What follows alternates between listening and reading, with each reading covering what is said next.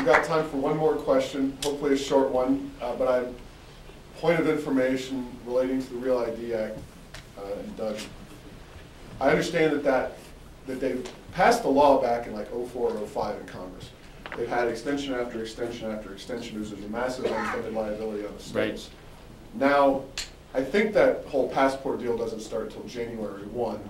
If Napolitano, Homeland Security doesn't, just to make sure that no one runs out and stands in line at the post office tomorrow in the middle of Christmas shipping season so you get a passport, everyone gets upset behind you, because I've been there in the post office when someone's doing the passport. It's a real pain.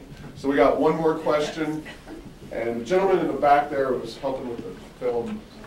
You both say you want more transparency. I'm curious how much more transparency you want.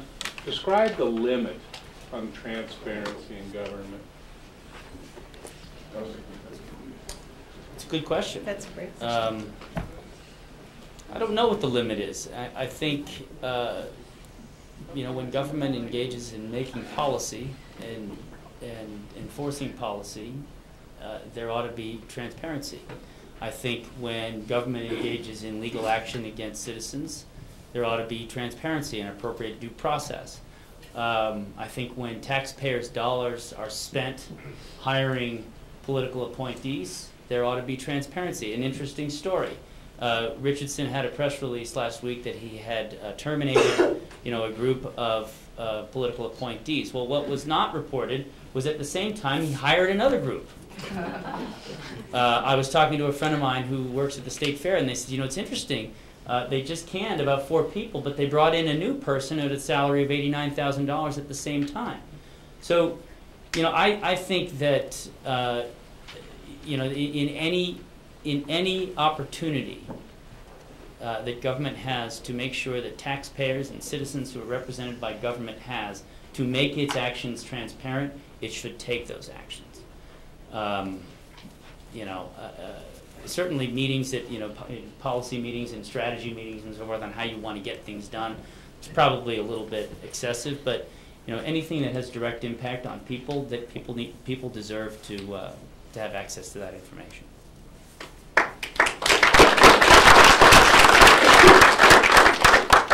I think that really is an excellent question. And so, as a policymaker, there are places that you do need limits.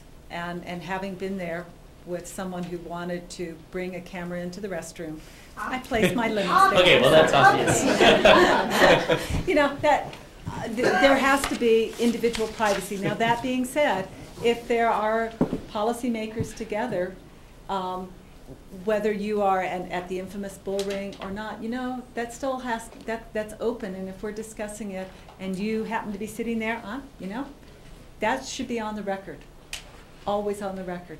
There are lots of places that we could do a lot better, and things that you really don't see that I wish you could see.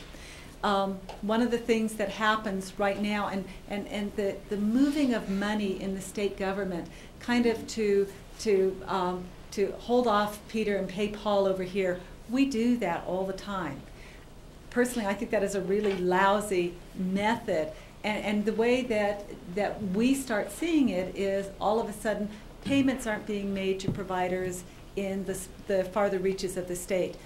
We had one set of DWI rehabilitation providers who had not been paid for 11 months. Now, if we had the degree of transparency where you could see the anticipated payments against revenue, then I think we could have said, oh, dear agency, what are you doing over there? And where is the money going? The amount of money that is dumped into our universities that are completely unaccounted for is terribly troubling to me. And so I think you need, you know, I'm trying to find the limit of transparency, and I guess I'm going to say it's at the bathroom.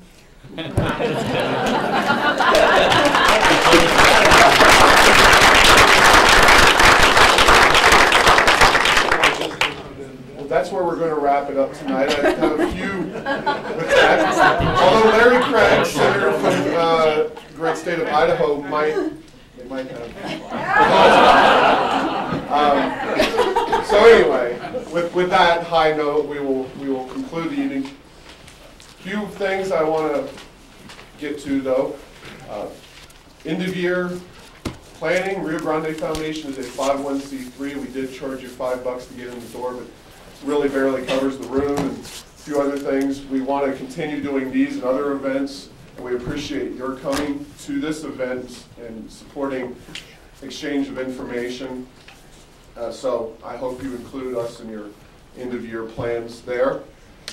There's food available, there's information available on the candidates that either were here or sent a representative. And on that note, I would be interested, or the foundation would be interested, not only in getting your reaction to this event, but in your encouraging the other candidates who have declared to attend events like this. We plan this, as both of these two folks know, with plenty of time for planning, so encourage them if you're still undecided, or if you just want to have a better exchange of information with more people here. And thank you for coming again, taking time out of your lives, and thank you to the candidates. So let's give them a